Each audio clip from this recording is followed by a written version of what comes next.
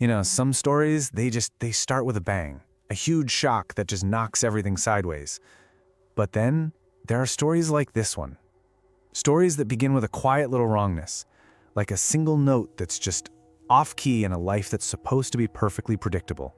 This is the story of a man who built his entire world on routine, only to watch it get taken over by something that did it better.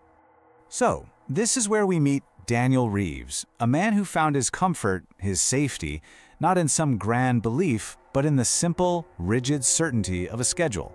For him, all that supernatural stuff, it wasn't just, unbelievable, it was basically irrelevant. His shield against all the chaos in the world was the simple, repeatable, controllable nature of his own daily life. He lived alone in one of those quiet suburban neighborhoods. You know the type, right?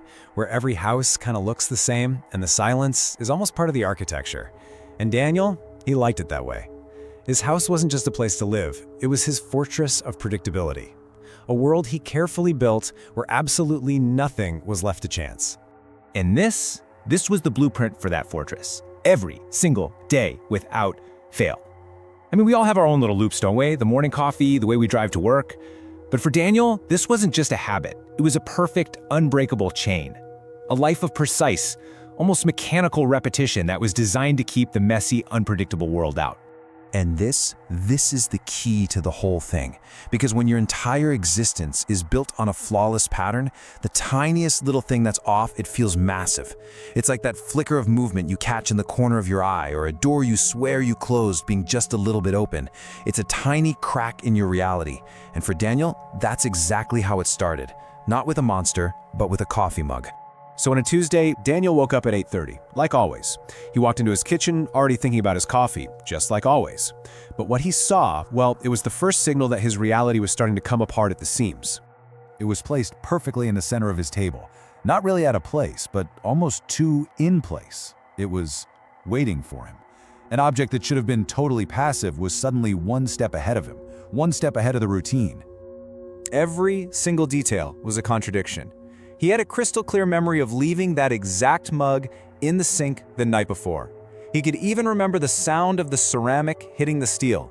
But here it was, clean, completely dry, and facing his chair like someone had set it out for him just moments ago. So, of course, he tries to explain it away. Maybe he'd washed it and just forgot. We've all done that, right? But the sink was bone dry. There wasn't a single logical explanation that worked. So, he did what most of us do when something just doesn't make sense. He ignored it. He just made his coffee and tried to shove reality back into its neat little box. But the cracks, they just kept spreading. At exactly 2 p.m., lunchtime, the chair he was physically sitting in shifted. Not a creak or a groan, but a deliberate, smooth movement. He blamed the house settling, of course, but that cold knot in his stomach, it told him the truth. Something was pushing on the walls of his world. The weird little daytime oddities were one thing, but they gave way to something far, far worse after the sun went down. At 11:40 p.m., he shut down his laptop, right on schedule, and in that sudden, total silence, he heard it. Footsteps, slow, heavy, and coming from directly above his head. There is no upstairs.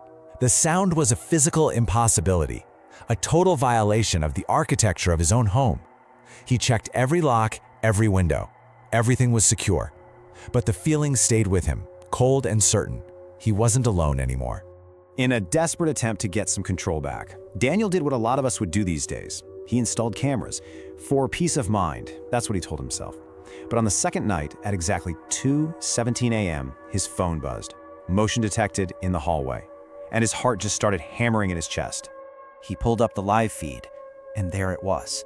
Not a person, but a shadow, moving with a life of its own. It slid across the wall, taking the exact path a person would. It stopped right at his bedroom door.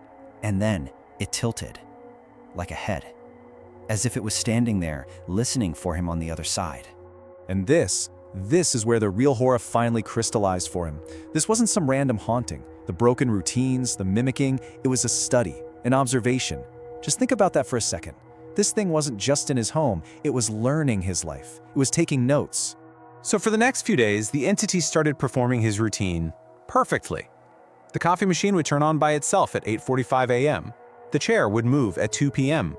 the footsteps walked overhead at 11:40 p.m. It was this perfect, soulless echo of his life. And then, 3 nights later, the performance was over. The understudy was ready. At 2:17 a.m., he checked the camera again. This time, it wasn't a shadow. It was a man, standing perfectly still, facing his bedroom door. And even before his brain could process the face, some deep, primal part of him just knew. It was him. It wasn't just a resemblance. The details were impossibly perfect. The same build, the same posture, even that slight tilt in his stance from an old back injury. It was a tiny detail no one else would ever know, a little flaw that made the copy absolutely perfect.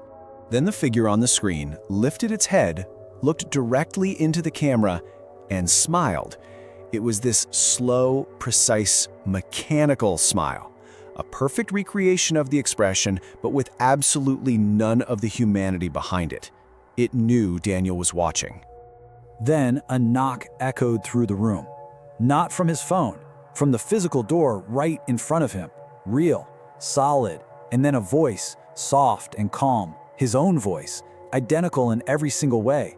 The wall between watching something on a screen and it being in the room with you had just been completely shattered. In those next few moments, the darkness in his room became a hunting ground.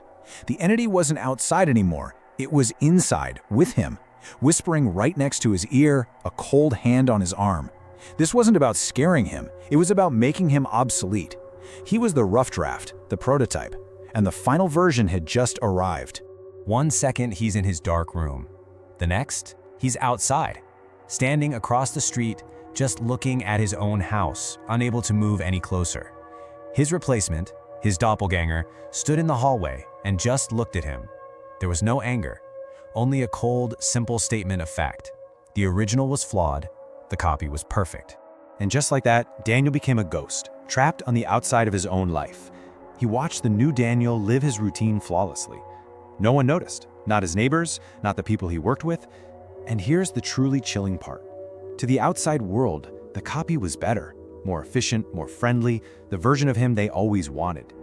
Could a better version of you just step in? Would anyone you know even notice the difference? So Daniel, now the observer, was forced to watch, day after day. But one night, as the doppelganger paused at 2:17 a.m. to look at the hallway camera, it did something new. It communicated. And with its message came the final awful realization. The voice wasn't spoken out loud. It was a whisper directly inside his head. This wasn't a one-time thing. It was a process, a cycle. Daniel hadn't just been replaced. He was now in training. He was the new scout, forced to watch and learn, to find the next target for replacement. Which brings us right back to that quiet wrongness. This wasn't just a single event. It's a process, a replacement cycle, happening somewhere else right now. To someone with a predictable life, a comforting routine, someone who thinks their world is safe because they control it. Someone, maybe, just like you.